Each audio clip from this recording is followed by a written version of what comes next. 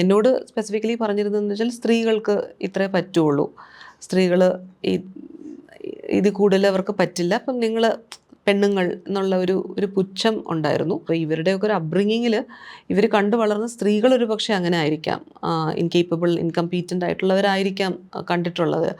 അപ്പോൾ അവരുടെ point of reference അതായിരിക്കും. പക്ഷേ എന്ന് വെച്ചിട്ട് ബാക്കിയുള്ളവരുടെ വീട്ടിൽ ലെറ്റ് ഇറ്റ് ബി സോ. പക്ഷേ പുറത്ത് സ്ത്രീകളെല്ലാവരെയും അവർക്ക് ആക്ഷേപിക്കാനായിട്ടുള്ളൊരു അവകാശം ഉണ്ടെന്ന് ഞാൻ വിശ്വസിക്കുന്നില്ല. പിന്നെ അവർ ഉദ്ദേശിക്കുന്നതെന്ന് വെച്ചാൽ ബീങ് എ വുമൺ നമ്മൾ അവരുടെ ഹെൽപ്പ്, ഈ പെർട്ടിക്കുലർ പീപ്പിളിൻ്റെ സഹായം എപ്പോഴും എടുക്കണം.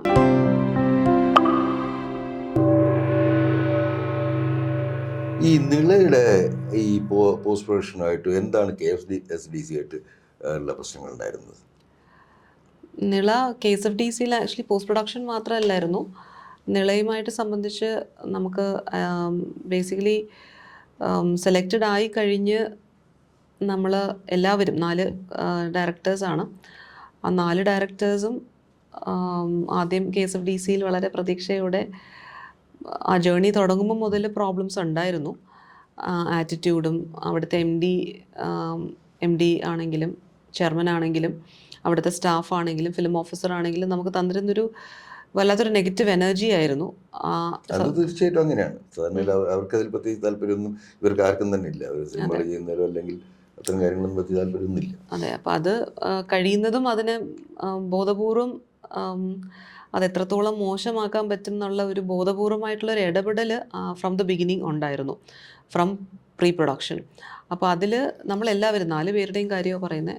ആ വർഷത്തെ 4 സിനിമകൾ സംവിധാനം ചെയ്ത ആൾക്കാർക്ക് അവരെ കൊണ്ട് പറ്റുന്ന തരത്തിലുള്ള ബുദ്ധിമുട്ടുകൾ എല്ലാ സ്റ്റേജസിലും തന്നിട്ടുണ്ടായിരുന്നു. അപ്പോൾ അതിനകത്ത് ചെയർമാൻ ഉൾപ്പെടെയുള്ളവർ പറഞ്ഞിരുന്ന ഒരു കാര്യം, ഇപ്പം എന്നോട് സ്പെസിഫിക്കലി പറഞ്ഞിരുന്നതെന്ന് വെച്ചാൽ സ്ത്രീകൾക്ക് ഇത്രേ പറ്റുള്ളൂ, സ്ത്രീകൾ ഇത് കൂടുതൽ അവർക്ക് പറ്റില്ല, അപ്പം നിങ്ങൾ പെണ്ണുങ്ങൾ എന്നുള്ള ഒരു പുച്ഛം ഉണ്ടായിരുന്നു. അത് ഫിലിം ഓഫീസറിനാണെങ്കിലും ഉണ്ട്. അത് ഫിലിം ഓഫീസറിൻ്റെ ഡിഫിക്കൽട്ടീസ് വരുമ്പോൾ നമ്മൾ എസ്കലേറ്റ് ചെയ്ത് ചെയർമാനോട് പറഞ്ഞിട്ടുണ്ട്. അപ്പോൾ ചെയർമാൻ ഇത് തന്നെയാണ്. ലോകത്തിലെ ഏറ്റവും വലിയ ഫിലിം മേക്കേഴ്സ് ആയിട്ടുള്ള ധാരാളം സ്ത്രീകളുണ്ട്. മാർത്ത മസരസൊക്കെയുടെ ഒക്കെ സിനിമകൾ എന്നൊക്കെ പറഞ്ഞു കഴിഞ്ഞിട്ടുണ്ടെങ്കിൽ ലോകത്തിലെ ഏറ്റവും പ്രധാനപ്പെട്ട സിനിമകളിൽ ഇതാണ്. അപ്പം ഇന്ത്യയിൽ തന്നെ ധാരാളം ഫിലിം മേക്കേഴ്സ് ഉണ്ട്. അപ്പോൾ അങ്ങനൊരു നിലപാട് സ്വീകരിക്കുന്നത് എങ്ങനെയാണ്? അത് എനിക്ക് തോന്നുന്നു അവരുടെയൊക്കെ ഒരു കാഴ്ചപ്പാടായിരിക്കും. ഇപ്പം എൻ്റെ മോനൊരിക്കലും സ്ത്രീ ആയതുകൊണ്ട് ഒരാളെയും മാറ്റി നിർത്തത്തില്ല. കാരണം അവൻ കണ്ടു വളരുന്നത് സ്ത്രീകളും അവൻ്റെ ചുറ്റുമുള്ള സ്ത്രീകളും അത്തരത്തിലാണ്. അപ്പോൾ ഇവരുടെയൊക്കെ ഒരു അപ്ബ്രിങ്ങിങ്ങിൽ ഇവർ കണ്ടു വളർന്ന സ്ത്രീകൾ ഒരു പക്ഷേ അങ്ങനെ ആയിരിക്കാം, ഇൻകേപ്പബിൾ ഇൻകംപീറ്റൻ്റ് ആയിട്ടുള്ളവരായിരിക്കാം കണ്ടിട്ടുള്ളത്. അപ്പോൾ അവരുടെ പോയിന്റ് ഓഫ് റെഫറൻസ് അതായിരിക്കും. പക്ഷേ എന്ന് വെച്ചിട്ട് ബാക്കിയുള്ളവരുടെ വീട്ടിൽ ലെറ്റ് ഇറ്റ് ബി സോ. പക്ഷേ പുറത്ത് സ്ത്രീകളെല്ലാവരെയും അവർക്ക് ആക്ഷേപിക്കാനായിട്ടുള്ളൊരു അവകാശം ഉണ്ടെന്ന് ഞാൻ വിശ്വസിക്കുന്നില്ല. ആൻഡ് ഈ സ്ത്രീ എന്ന് ബ്ലാങ്കറ്റ് കാറ്റഗറൈസേഷനോടും എനിക്ക് ഇതില്ല. കാരണം നമ്മളെല്ലാവർക്കും ഒരു ബാക്ക്ഗ്രൗണ്ട് ഉണ്ട്. ഇപ്പം ഈ 4 സംവിധായകരെയാണ് എടുത്താൽ, ഇപ്പോൾ 2 പേര് SC/ST വിഭാഗത്തിൽ നിന്നും 2 വനിതാ സംവിധായകരുമാണ്. ഓരോരുത്തർക്കും ഒരു ജേണി ഉണ്ട്. ആ ജേണി അത് എത്ര ചെറുതാണെങ്കിലും അത് നമ്മൾ റെസ്പെക്റ്റ് ചെയ്യേണ്ടതുണ്ട്. കാരണം ഇവരൊക്കെ എല്ലാവരും, ഞാൻ ഉൾപ്പെടെയുള്ള എല്ലാവരും ആ സിനിമ എന്ന മാധ്യമത്തോട് അത്രയേറെ ഇഷ്ടം ഉണ്ടായിട്ട് വന്നവരാണ്. അപ്പം എല്ലാവർക്കും വ്യത്യസ്തമായിട്ടുള്ള ജേണിയാണ്. ആ ജേണി ഞാൻ മനസ്സിലാക്കുന്നു, ഞാൻ റെസ്പെക്റ്റ് ചെയ്യുന്നുണ്ടോ. അതിൽ ഒരാളുടേത് മോശമെന്നോ ഒരാളുടേത് സുപ്പീരിയർ എന്നോ നമുക്ക് പറയാനായിട്ട് പറ്റില്ല. കാരണം എല്ലാവരെയും ഇപ്പോൾ ജോൺ പോൾ സർ ഉൾപ്പെടെയുള്ളൊരു ജൂറിയാണ് നമ്മുടെ തിരക്കഥകളെല്ലാം തിരഞ്ഞെടുത്തിട്ടുള്ളത്. അപ്പോൾ അതിനോട് എനിക്കൊരു ബഹുമാനമുണ്ട്, ആ ചോയ്സിനോട് എനിക്കൊരു ബഹുമാനമുണ്ട്. അപ്പോൾ നിരന്തരമായിട്ടത് മോശമാണ് എന്ന് പറയുമ്പോൾ ഒരു ബുദ്ധിമുട്ടുണ്ടായിരുന്നു. ആൻഡ് ഇൻകംപീറ്റൻ്റ് ആണെന്ന് പറയുമ്പോഴും ദാറ്റ്സ് നോട്ട് ഫെയർ. കാരണം അതൊരിക്കലും അത് ഡെമോക്രാറ്റിക് ആയിട്ടുള്ളൊരു കാര്യമായിട്ടും എനിക്ക് തോന്നുന്നില്ല. ആൻഡ് പിന്നെ അവർ ഉദ്ദേശിക്കുന്നതെന്ന് വെച്ചാൽ ബീങ് എ വുമൺ നമ്മൾ അവരുടെ ഹെൽപ്പ്, ഈ പെർട്ടിക്കുലർ പീപ്പിളിൻ്റെ സഹായം എപ്പോഴും എടുക്കണം എന്ന് വെച്ചാൽ കൺഫ്യൂഷൻസ് ഉണ്ടായിരിക്കണം. എനിക്കൊരു കൺഫ്യൂഷനും ഉണ്ടായിരുന്നില്ല. കാരണം ഞാൻ എഴുതിയ കഥയാണ്. ആ കഥയിലേക്ക് എത്താനായിട്ട് എനിക്കൊരു ജേർണി ഉണ്ടായിരുന്നു. I was 39 years old when I was doing Nila. അപ്പം അത്രയും വർഷത്തെ പ്രൊഫഷണൽ എക്സ്പീരിയൻസും ഉണ്ടായിരുന്നു. ഇവിടെ പലയിടത്തും വർക്ക് ചെയ്തിട്ട് ആം, പല തരത്തിലുള്ള ആൾക്കാരുമായിട്ട് വർക്ക് ചെയ്തിട്ടുള്ളൊരു എക്സ്പീരിയൻസ് ഉണ്ട്. അപ്പം ഞാനൊരു ചെറിയ കുട്ടി എന്നുള്ള രീതിയിൽ അവർക്ക് ട്രീറ്റ് ചെയ്യാൻ പറ്റില്ല. അനുഭവങ്ങളില്ല എന്ന് പറയാൻ പറ്റില്ല. സ്ത്രീ എന്ന് പറഞ്ഞാൽ കിച്ചണിൻ്റെ അല്ലാതെ മറ്റൊന്നും അറിയില്ല എന്ന് വിചാരിക്കുന്നത് അവരുടെ ഒരു ഇഗ്നോറൻസ് ആയിട്ട് എനിക്ക് കാണാൻ പറ്റുള്ളൂ. അല്ല, അത്തരത്തിലുള്ള സമീപനം ഈ ഇത്തരം ആളുകൾ എന്താ വെച്ചാൽ നമ്മൾ വളരെയധികം സമൂഹത്തിൽ വളരെ മിങ്കിൾ ചെയ്യുന്ന അല്ലെങ്കിൽ കാര്യങ്ങൾ അറിയാവുന്ന ആളെന്നാണ് വളരെ വളരെ ദൗർഭാഗ്യകരമായിട്ടുള്ള കാര്യമാണ്. അതുപോലെ മലയാളത്തിലാണെങ്കിൽ ധാരാളം ഫിലിം മേക്കേഴ്സ്, ഇപ്പം അഞ്ജലി മേനോനൊക്കെ ഒരു സിനിമ ചെയ്യുന്ന സമയത്ത് അവർക്കൊന്നും ഒരു കൺഫ്യൂഷനും ഇല്ല, അവരൊക്കെ പ്ലാൻ ചെയ്തിട്ട് ചെയ്യുന്ന ആളുകളാണ്. അതുപോലെ ഈ മറ്റ് കലാരംഗങ്ങളോ സിനിമയിലോ അല്ലെങ്കിൽ ഏതെങ്കിലും ഒരു രംഗത്ത് ഈ രണ്ട് ജെൻഡർ തമ്മിൽ എന്തെങ്കിലും ഒരു വ്യത്യാസം ഉണ്ടാവുമെന്ന് ഇന്നും വിശ്വസിക്കുന്ന ആളുകളുണ്ടെന്നുള്ളത് നമുക്കൊരു വലിയ അത്ഭുതകരമായ കാര്യമാണ്. കാരണം നമ്മൾ ജെൻഡർ ഇക്വാലിറ്റിയെ കുറിച്ച് സംസാരിക്കുകയും അത് ജെൻഡർ ഇക്വാലിറ്റി തികച്ചും പ്രസൻ്റ് ആയിരിക്കുകയും ചെയ്യുന്ന ഒരു കാലഘട്ടത്തിൽ ഇത്തരത്തിലുള്ളൊരു തികച്ചും ദൗർഭാഗ്യകരമായൊരു അവസ്ഥയാണ്. പിന്നീട് അപ്പുറത്തിലേക്ക് എത്തുമ്പോൾ ഇപ്പോഴ് എന്തായാലും താങ്കളിങ്ങനെ താങ്കളുടെ മെറ്റൽ പ്രൂവ് ചെയ്ത് കഴിഞ്ഞു. IFFK പോലുള്ള ഒരു വലിയ ഫെസ്റ്റിവലിൽ താങ്കളുടെ സൃഷ്ടി ശരിക്കും പറഞ്ഞു കഴിഞ്ഞിട്ടുണ്ടെങ്കിൽ എന്തോ അത് പ്രൂവ് ചെയ്ത് കഴിഞ്ഞു. അപ്പോൾ ഈ മൂന്നാമത്തെ സിനിമയിലേക്ക് എത്തുമ്പോൾ നമ്മൾ അതിനെക്കുറിച്ച് അതെങ്ങനെയാണ് അത് കൺസിഡർ ചെയ്യുന്നത്? നിള കഴിഞ്ഞിട്ട് നിള ആക്ച്വലി റിലീസ് ചെയ്യിക്കാനും ഭയങ്കര ബുദ്ധിമുട്ടുണ്ടായിരുന്നു എനിക്ക്. I had to write to different places. ഇത് ഒന്ന് റിലീസ് ചെയ്യാനായിട്ട് വളരെ ബുദ്ധിമുട്ടിയിട്ട് തന്നെയാണ് അത് റിലീസ് ചെയ്തത്. പക്ഷെ അതൊരു റിലീസ് ചെയ്യാതിരിക്കാൻ maximum KSFDC chairman Shaji N Karun maximum try ചെയ്തു. അതിൻ്റെ എവിഡൻസസ് സെക്രട്ടേറിയറ്റിൽ കൾച്ചറൽ ഡിപ്പാർട്ട്മെൻറ്റിൽ പല കത്തുകളിലും വ്യക്തമായിട്ട് അറിയാവുന്ന കാര്യമാണ്. But it was A very traumatic journey, very very traumatic journey. ഞാൻ വർക്ക് ചെയ്തിരുന്ന ഒരു സെഗ്മെൻറ്റ് എന്ന് പറഞ്ഞാൽ ഞാൻ IT-യിലാണ് വർക്ക് ചെയ്തിരുന്നത്, ഇൻഫോസിസിലാണ് വർക്ക് ചെയ്തിരുന്നത്. ജോലി ചെയ്ത് തുടങ്ങിയത് ഇൻഫോസിസിലാണ്. അവിടെ ഉണ്ടായിരുന്ന ഒരു ജെൻഡർ ഇക്വാളിറ്റി എന്ന് തന്നെ പറയാം. എനിക്ക് അങ്ങനെ ഒരു തരത്തിലും ജെൻഡർ ബുള്ളിങ് എനിക്കൊരിക്കലും അനുഭവപ്പെട്ടിട്ടില്ല. എൻ്റെ വീട്ടിൽ ഞാനും എൻ്റെ അനിയത്തിയുമാണ്. ഞാൻ പഠിച്ചത് ഒരു ഗേൾസ് ഒൺലി സ്കൂളിലാണ്, ഹോളി ഏഞ്ചൽസ് ISC സ്കൂളിലാണ് ഞാൻ പഠിച്ചത്. അവിടെയൊക്കെ ഒരു ഗേൾ എന്നുള്ള രീതിയിലൊന്നും എനിക്ക് ഒരു തരത്തിലും ഒരു ബുദ്ധിമുട്ടും ആരും എന്നെ ഓർമ്മിപ്പിച്ചിട്ട് പോലും ഇല്ല. അങ്ങനെ ഒരു സ്ത്രീ ആണെന്നോ ഗേളാണെന്നോ ലിമിറ്റേഷൻ ആണെന്നോ ഒന്നും എനിക്കൊരിക്കലും തോന്നിയിട്ടൊന്നുമില്ല. KSFDCയിൽ വനിതാ ശാക്തീകരണ പരിപാടി എന്നുള്ള രീതിയിൽ ഗവൺമെൻറ് പ്രപ്പോസ് ചെയ്തൊരു പരിപാടിയാണിത്. അവിടെ വരുമ്പോഴാണ് ഏറ്റവും കൂടുതൽ ജെൻഡർ ബുള്ളിയിങ് ഐറോണിക്കലി നടന്നിട്ടുള്ളത്. But it was A very traumatic experience. And അത് കഴിഞ്ഞതിന് ശേഷം എനിക്ക് ഡയറക്റ്റ്ലി KSFDCയിൽ ഈ ചെയർമാൻ്റെ ഭാഗത്തുനിന്ന് ഇനി ഞാൻ ഇവിടെ സിനിമ ചെയ്യില്ല എന്നുള്ളത് പുള്ളി പറഞ്ഞിട്ടുണ്ടായിരുന്നു. വളരെ പ്രഗത്ഭരായിട്ടുള്ള മറ്റ് ചില സംവിധായകരോടും പുള്ളി പറഞ്ഞിട്ടുണ്ട് ഞാൻ ഇവിടെ ഒരു സിനിമ ചെയ്യില്ല എന്നുള്ളത്. ആൻഡ് സ്റ്റാഫ് മീറ്റിങ്ങിലും ഒക്കെ ഇദ്ദേഹം പറഞ്ഞിട്ടുണ്ട്. അത് എന്നെപ്പറ്റിയും പറഞ്ഞിട്ടുണ്ട്, മറ്റുള്ളവരെ പറ്റിയും പറഞ്ഞിട്ടുണ്ട്. പൊതുവായി നമ്മളാരും കലാകാരന്മാരല്ലാത്തത് കൊണ്ട് നമുക്കൊന്നും ഒരു സിനിമ ഇനി ചെയ്യില്ല എന്നുള്ളത് ഡിക്ലെയർ ചെയ്തിട്ടുണ്ടായിരുന്നു. പക്ഷേ എന്നെ സംബന്ധിച്ചിടത്തോളം there was A long journey. എനിക്ക് ഞാനിപ്പോൾ 2012 ഞാൻ റിസൈൻ ചെയ്തത്. IT-ന്ന് റിസൈൻ ചെയ്തപ്പോൾ എനിക്ക് I had absolute clarity about what I wanted. അത് കഴിഞ്ഞിട്ട് എൻ്റെ ഒരു ഫിനാൻഷ്യൽ ഒരു റവന്യൂ ജനറേഷൻ ആയിരുന്നില്ല എൻ്റെ priority. It was to follow my heart. അപ്പോൾ അതിൽ എനിക്ക് ആബ്സല്യൂട്ട് ക്ലാരിറ്റി ഉണ്ടായിരുന്നത് കൊണ്ട് തന്നെയാണ് എനിക്ക് അത്രയും ഒരു വെൽ പേയിങ് ജോബൊക്കെ വേണ്ടാന്ന് വെച്ചിട്ട്, US H1B വിസ വേണ്ടാന്ന് വെച്ചിട്ട് ഞാൻ സിനിമ എന്ന് വിചാരിച്ച് മുന്നോട്ട് വന്നതിൽ എനിക്ക് ആബ്സല്യൂട്ട് ക്ലാരിറ്റി ഉണ്ടായിരുന്നു. അപ്പോൾ അത് സമ്മതിക്കില്ല എന്ന് പറയുമ്പോൾ എനിക്കത് ശരിയായിട്ട് തോന്നുന്നില്ല. കാരണം ആസ് എ ഹ്യൂമൻ ബീയിങ് എല്ലാവർക്കും ഈക്വലി റൈറ്റ് ഉണ്ട് നമുക്ക് സ്വപ്നം കാണാനും നമുക്കൊരു കാര്യം വേണമെന്ന് വയ്ക്കാനും. അതിന് എനിക്ക് ഒരാളുടെ ഒരു സ്വപ്നത്തിന് തടസ്സം നിൽക്കാനായിട്ടും എനിക്കൊരു അധികാരവും ഇല്ല, അവകാശവും ഇല്ല. അപ്പോൾ അങ്ങനെ ഒരാൾ പറയുമ്പോൾ അത് ശരിയായിട്ട് തോന്നിയില്ല. പിന്നെ ഒരു വല്ലാത്തൊരു മാനസികാവസ്ഥയിലുമായിരുന്നു ആ സമയം. അപ്പോൾ അതെനിക്ക് മറ്റൊരു സിനിമ ചെയ്യുന്നതിലൂടെ മാത്രമേ എനിക്ക് എന്നോട് പ്രൂവ് ചെയ്യാൻ പറ്റുള്ളൂ. ആക്ച്വലി എൻ്റെ ഒരു സിനിമാ ജേർണിയിലോ കഥ പറച്ചിലുകളിലോ ഷാജി എൻ കരുൺ എന്ന് പറയുന്ന ഒരു വ്യക്തിയെ ഉണ്ടായിരുന്നില്ല. എനിക്കൊരിക്കലും അദ്ദേഹത്തിൻ്റെ സിനിമകളുമായിട്ട് കണക്ട് ചെയ്യാൻ പറ്റുന്ന ഒരാളല്ല.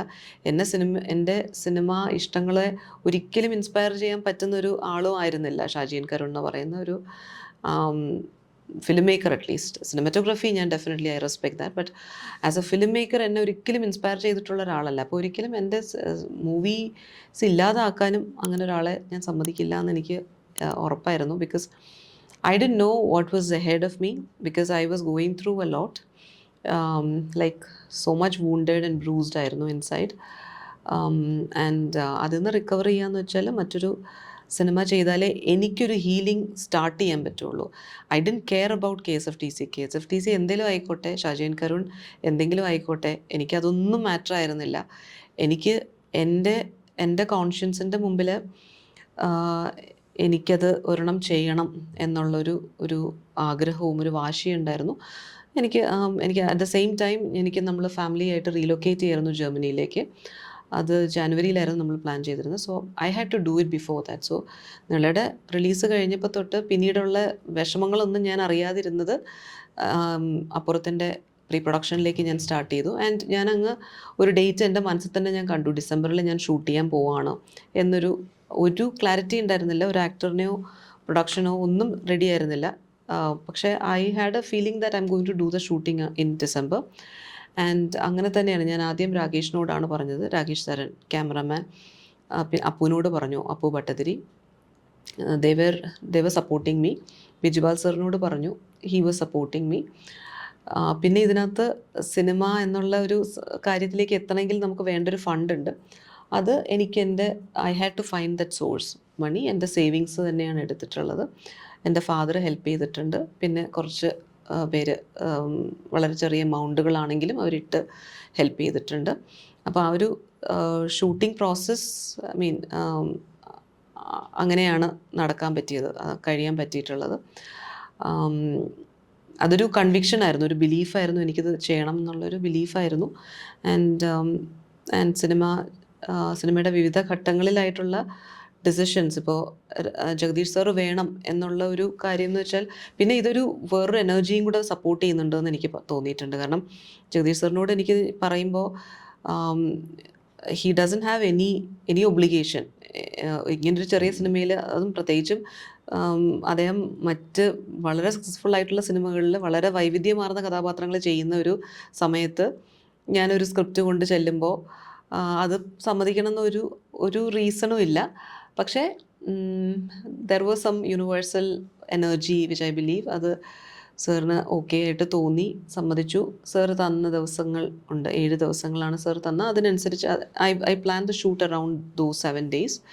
ബാക്കിയെല്ലാം വന്ന് ഭവിക്കുക തന്നെയായിരുന്നു. എല്ലാം ഒരു നിമിത്തങ്ങളെന്ന് വേണമെങ്കിൽ പറയാം. Everything was in alignment. And shoot ചെയ്യാൻ പറ്റി. നമുക്ക് ഈ ഷൂട്ടിൽ അസോസിയേറ്റോ ഒന്നും ഉണ്ടായിരുന്നില്ല. ചീഫ് അസോസിയേറ്റ് ഒന്നും ഇല്ലായിരുന്നു. എനിക്കാകെ കുറച്ച് പേര്, സിനിമ ഇഷ്ടപ്പെടുന്ന കുറച്ച് ആൾക്കാർ സപ്പോർട്ട് ചെയ്യാൻ മാത്രമേ ഉള്ളൂ. അതും എല്ലാ ദിവസവും ഇവരെല്ലാവരും ഉണ്ടായിരുന്നില്ല. ആദ്യത്തെ ദിവസം 2 പേര്, രണ്ടാമത്തെ ദിവസം ഒരാളെ ഉണ്ടായിരുന്നുള്ളൂ അസിസ്റ്റൻ്റായിട്ട്. മൂന്നാമത്തെ ദിവസം പിന്നെയും കുറച്ചുകൂടെ ആൾക്കാർ വന്നപ്പോൾ ഒരാളൂടെ ജോയിൻ ചെയ്തു. അങ്ങനെ മൊത്തം 5 പേര് ഉണ്ടെങ്കിൽ ആ 5 പേരും വിവിധ ഡിഫറെൻറ്റ് ഡേയ്സിൽ ഷിഫ്റ്റ് എടുത്തിട്ടാണ് വന്നിട്ടുള്ളത്, അസിസ്റ്റൻസ് ആയിട്ടുള്ളത്. അസോസിയേറ്റ്സ് ഇല്ലായിരുന്നു. ആൻഡ് ഡിപ്പാർട്ട്മെൻറ്റ് ഹെഡ്സ് ഇല്ല. കോസ്റ്റ്യൂം ഡിസൈനർ ഇല്ല. കോസ്റ്റ്യൂം അസിസ്റ്റൻ്റ് ഉണ്ടായിരുന്നു, കോസ്റ്റ്യൂം ഡിസൈനർ ഇല്ല. കോസ്റ്റ്യൂം അസിസ്റ്റൻ്റ് എന്ന് പറഞ്ഞാൽ നമ്മുടെ ഒരു AD തന്നെയാണ് കോസ്റ്റ്യൂംസ് ചെയ്തിട്ടുണ്ടായിരുന്നത്. ആർട്ട് ഡയറക്ഷൻ ഇല്ല. ലൈൻ പ്രൊഡക്ഷന് പോലും നമുക്ക് റിമോട്ട്ലി ആണ്. ഇപ്പം ജയേഷ് മറ്റൊരു സിനിമയിൽ, ജയേഷായിരുന്നു ലൈൻ പ്രൊഡ്യൂസർ. അപ്പോൾ ജയേഷ് വേറൊരു സിനിമയിൽ വർക്ക് ചെയ്യുകയാണ്. അപ്പോൾ ജയേഷ് എനിക്ക് റിമോട്ട്ലിയാണ് ഹെൽപ്പ് ചെയ്തത്. അതും ബാക്കി പ്രൊഡക്ഷൻ്റെ എന്തെങ്കിലും ആവശ്യങ്ങൾ നമ്മുടെ ഒരു AD തന്നെയാണ്. അപ്പം ഈ ഉള്ള റിസോഴ്സസിനെ വെച്ചിട്ടാണ് മാനേജ് ചെയ്യുന്നത്. ക്രിയേറ്റീവായിട്ടുള്ള കംപ്ലീറ്റ് കാര്യങ്ങളും it was between me and Rakesh. ക്യാമറമാനെ അറിയാം, DOP ആണ് രാകേഷ്.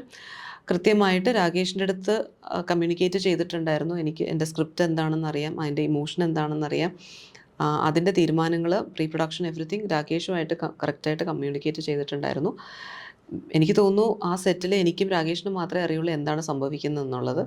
അത്രയ്ക്കും സ്പീഡിൽ നമ്മൾ പെട്ടെന്ന് കാര്യങ്ങൾ ഒരെണ്ണം എടുക്കുക. ഞാനും രാകേഷും ഞാനത് ഓക്കെ പറഞ്ഞു കഴിഞ്ഞാൽ രാകേഷ് അടുത്ത ഇതിലേക്ക് ലൈറ്റ് ചെയ്യാൻ പറ്റുന്ന രീതിയിൽ he knew what I needed next. ഇതാണെന്ന് പറയുമ്പോൾ അടുത്ത ഷോട്ടിലേക്ക് ലൈറ്റപ്പ് ചെയ്ത്, നമുക്ക് അത്രയ്ക്കും സമയം ഇല്ലാത്തത് കൊണ്ട് 9 ദിവസങ്ങൾ കൊണ്ടാണ് അപ്പുറം എന്ന് പറയുന്ന സിനിമ ഷൂട്ട് ചെയ്തത്. ആ 9 ദിവസങ്ങളും ആ ശ്വാസം അത്രയും പിടിച്ചിട്ട് തന്നെയാണ്. ആൻഡ് ഇത് രഹസ്യമായിട്ടും ചെയ്യണം. കാരണം ഈ ഷാജി എൻ കരുണോ ഇല്ലെങ്കിൽ ഇദ്ദേഹത്തിൻ്റെ ഒരു there are people who have obligations to him. So ഇദ്ദേഹം അറിയാനും പാടില്ല. അവരാരെങ്കിലും അറിഞ്ഞു കഴിഞ്ഞാൽ ഇതിൽ എന്തെങ്കിലും മുടക്കം ഉണ്ടാക്കാൻ ശ്രമിക്കും എന്ന് എനിക്കറിയാം. ബിക്കോസ് നിളയിലെ എൻ്റെ ഒരു എക്സ്പീരിയൻസ് ഉണ്ട്. അപ്പോൾ അത് നിളയ്ക്ക് സംഭവിച്ച പോലെ ഇതിന് സംഭവിക്കരുതെന്നുണ്ടായിരുന്നു. അപ്പോൾ ഈ സിനിമയുടെ പേര് അപ്പുറമാണ് എന്ന് ഞാൻ ആരുടെടുത്തും പറഞ്ഞിട്ടുണ്ടായിരുന്നില്ല. ഈവൻ സിനിമയിൽ അഭിനയിച്ച ആൾക്കാർക്ക് പോലും ഈ സിനിമയുടെ പേര് അപ്പുറമാണെന്ന് അറിയില്ലായിരുന്നു. ആ ടൈറ്റില് എല്ലാവർക്കും അറിയുന്നത് IFFKയിൽ സെലക്ഷൻ ആയി എന്നറിഞ്ഞപ്പോൾ മാത്രമാണ് ഇതാണ് സിനിമയുടെ ടൈറ്റിൽ എന്നുള്ളത് എല്ലാവരും അറിയുന്നത്. സോ അതുവരെ ഇറ്റ് വാസ് ഒരു രഹസ്യ സ്വഭാവത്തിൽ തന്നെയാണ് ഇത് ചെയ്തിരുന്നത്. ബിക്കോസ് എനിക്ക് വേറെ ആരെയും അറിയിക്കാൻ വേണ്ടിയിട്ടല്ല. എനിക്ക് എൻ്റെ ഒരു ഹീലിംഗ് എന്ന് പറയുന്നത് ഈ സിനിമയുടെ വിവിധ ഘട്ടങ്ങളിൽ എഡിറ്റിംഗ് ആണെങ്കിലും അതിൻ്റെ ഓരോ ഘട്ടങ്ങളിലും ഞാനത് എൻജോയ് ചെയ്തത്.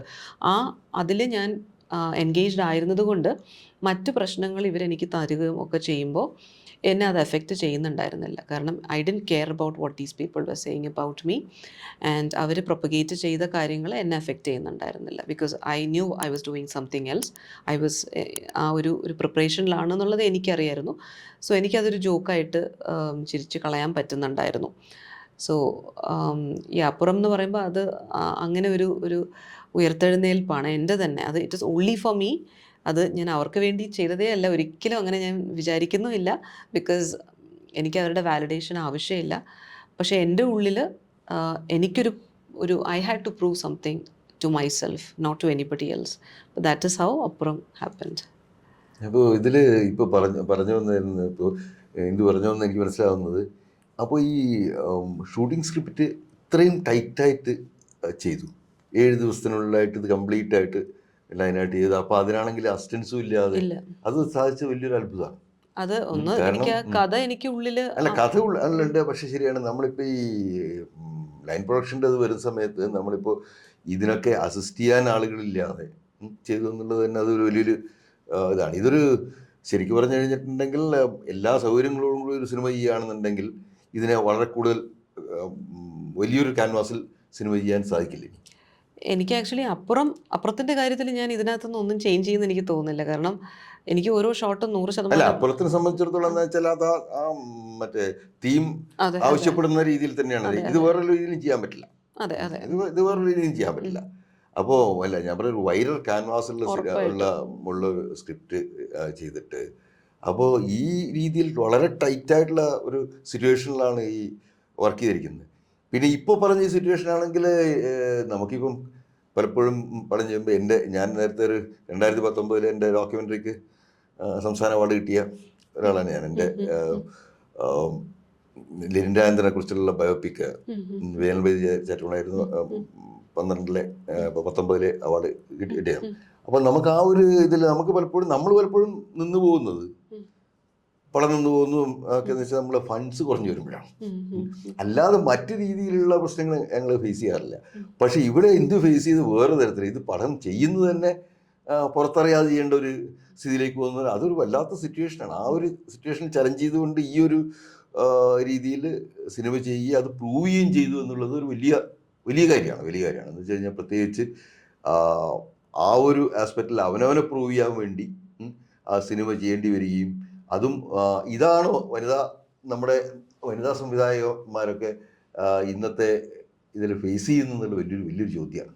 കാരണം അവനവനെ പ്രൂവ് ചെയ്യാൻ വേണ്ടിയിട്ട് നമ്മൾ വീണ്ടും ആ പടം ചെയ്യുന്നതിൽ പ്രശ്നങ്ങൾ ഉണ്ടാക്കുക, ഇതൊക്കെ സത്യത്തിൽ എന്ന് വെച്ചാൽ പുതിയ കാര്യങ്ങളാണ്. അപ്പോൾ ഈ രീതിയിലാണോ നമ്മൾ ജെൻഡർ ഇക്വാലിറ്റി പ്രോത്സാഹിപ്പിക്കുന്നത് എന്നുള്ളൊരു വലിയ ചോദ്യമാണ്.